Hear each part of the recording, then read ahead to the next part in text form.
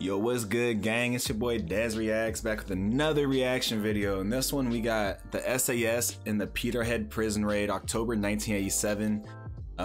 By Liveth Forevermore. He's a great content creator, man. Go check out his channel. This is gonna be crazy. I already know. We already know the SAS is one of the best in the world. So this is gonna be crazy. I never heard of this. I mean, I heard of it through your guys' comments, but I never, looked into it, never seen anything about it. So this is going to be interesting. I never really heard of, military force going into, police like a prison or something like that. So this is going to be pretty crazy.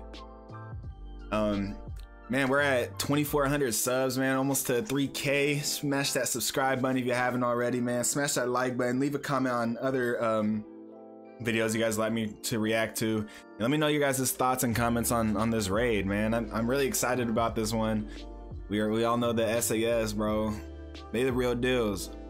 And I wasn't even planning on doing a video today for real, but I looked outside. It's a beautiful morning, and I looked at some of my comments, bro, and I was just like, why not? Give the people what they want, man. And I love doing this for you guys. If you guys want to support the channel, you can. Link right here, links in the bio, man. Smash that like button. Let's get it.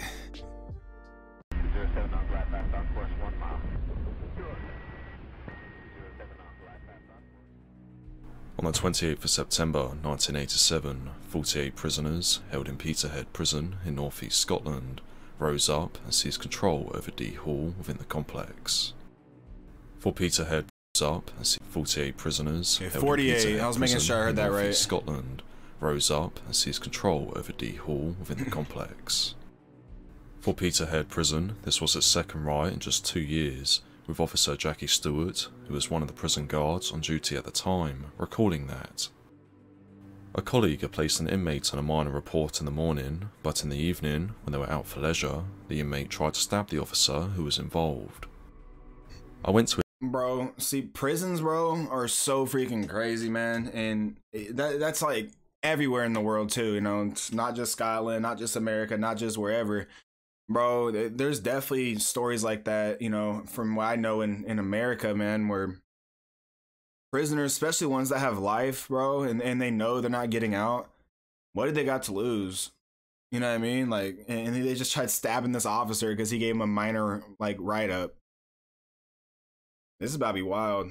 To his aid, as anybody would have done, but after wrestling the prisoner to the floor, I noticed the whole hall had become involved in the incident, and events just spiraled from there.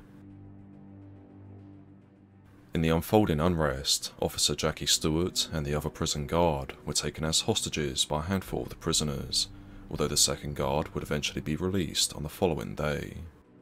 Despite this, Officer Stewart continued to be held captive and was later marched from one of the prison cells and onto the roof of D Hall, from where he was stabbed 3 times, threatened to be set alight, and regularly beaten. Meanwhile, additional police units had moved into the Peterhead. He was stabbed 3 times and then beaten throughout the whole entire days. Bro, this dude, man, he's scared to freaking death. This is, as soon as he gets out, he's probably gonna quit. Man, this is crazy, bro. I thought they're gonna throw him off the roof, man. Let me know what you guys think, man. Or any of you guys COs, or we call those correction officers over here, any of you guys ever been a prison guard or corrections officer? Or maybe you guys been to prison and have some crazy stories, man. Let me know in the comments. That's wild. Area in response to the riot. But, given that it had developed into a hostage situation, additional resources were required, and soon 2 members of the 22nd SAS Regiment were sent out and attached to the police in an advisory role. At the same time, a group of 20 soldiers from D Squadron, the 22nd SAS Regiment, were placed on high alert to deploy to Peterhead. So I have a question. I know in England and stuff, I know that the officers don't carry. Is that the true for Scotland too? Police officers don't have guns, which I guess it would probably be everybody. I guess the UK, I guess it would be collectively they don't use guns or something. But let me know if you guys know in the comments.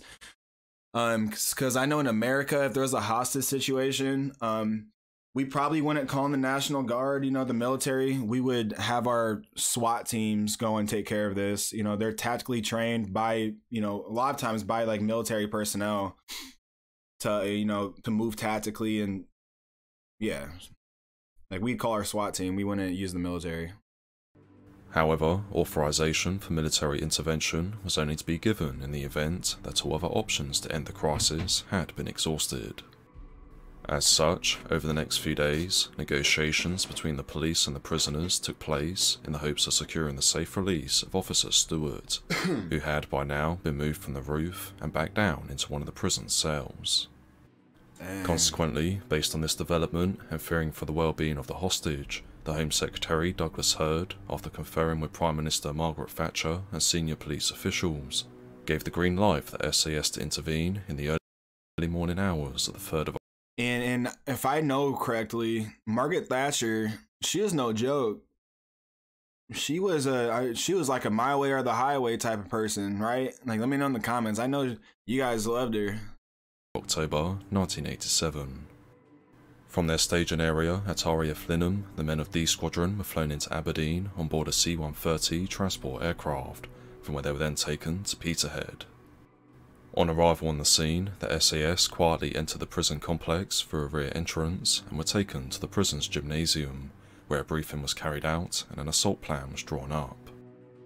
Thereafter, the SAS, clad in black overalls and body armour and wearing gas masks, split off into 4 teams of 4 men to execute the assault. Due to the nature of the operation, the SAS were... Bro, those dudes they're so badass, bro. Those dudes look so sick, man. I love the black outfits, the gas mask. That's how the SWAT team would dress, minus the gas mask, unless they're about to throw smoke or something. They dress in all black, kind of like that. But they're not no SAS soldiers, I'll tell you that. SAS soldiers, bro, it's gonna be crazy. Were instructed to only use their firearms if absolutely necessary, and were instead to storm the objective with batons, stun grenades, and CS gas. Present at the time and attached to the team tasked with clearing the first floor of D Hall was Squadron Sergeant Major Peter Ratcliffe, who later recounted.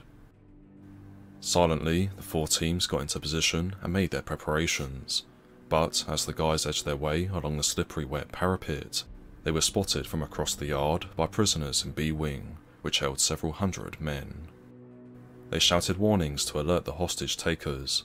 By now, however, everything was in place for the rescue, and the officer commanding didn't wait a moment longer. And that's a great leader, man. He knows, like, look, we're spotted, you know, but he's like, we gotta get in there now and save this corrections officer, save the prison guard, because, you know, this is crazy, bro.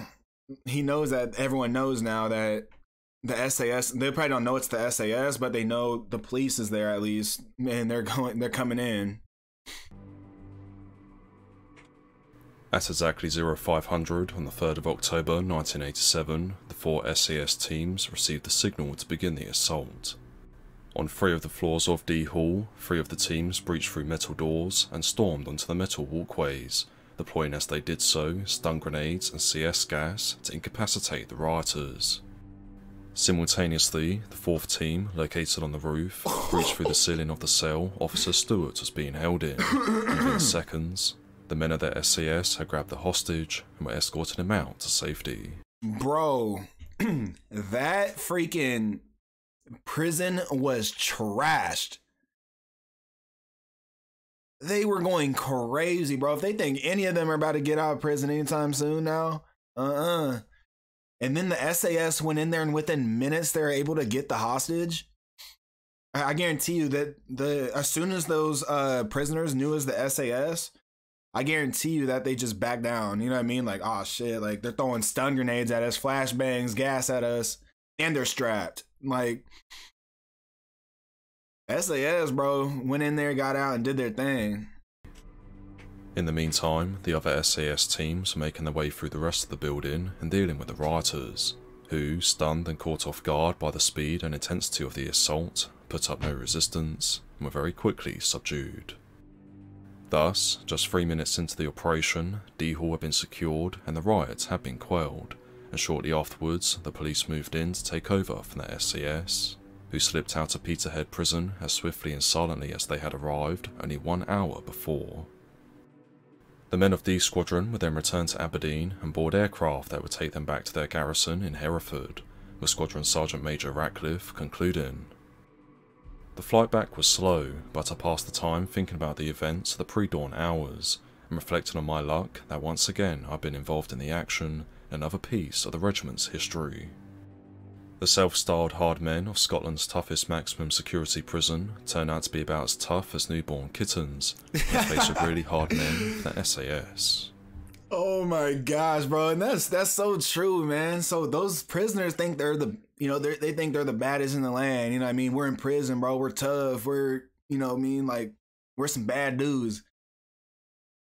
But when the SAS comes rolling in, bro, some of the most highly trained soldiers in the world are coming in there, bro, with intensity. Like, they're probably screaming at him, throwing flashbangs at him, stun grenades, gas, pointing guns at him, bro. Yeah, they're gonna pipe down really quick. He said they're soft as newborn kittens, man. They're soft as toilet tissue. That's crazy. Squadron Sergeant Major Peter, bro. That dude's funny. Oh, oops.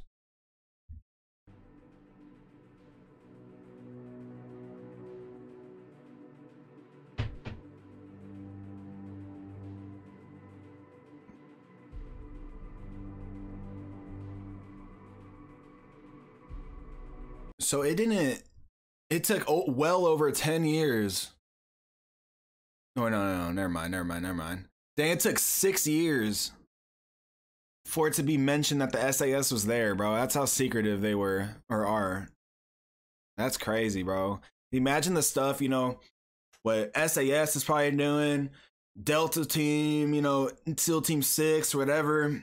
Think about the stuff that they're doing and all that, and we won't even know about it for like another 5 years. Crazy. Let me know in the comments if you guys think that they're doing some, top secret stuff right now that we don't know about, maybe in Russia, maybe in Ukraine. Let me know.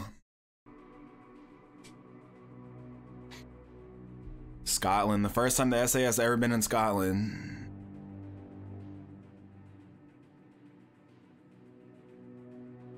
Less than 12 hours, and we're back in time for second breakfast, bro.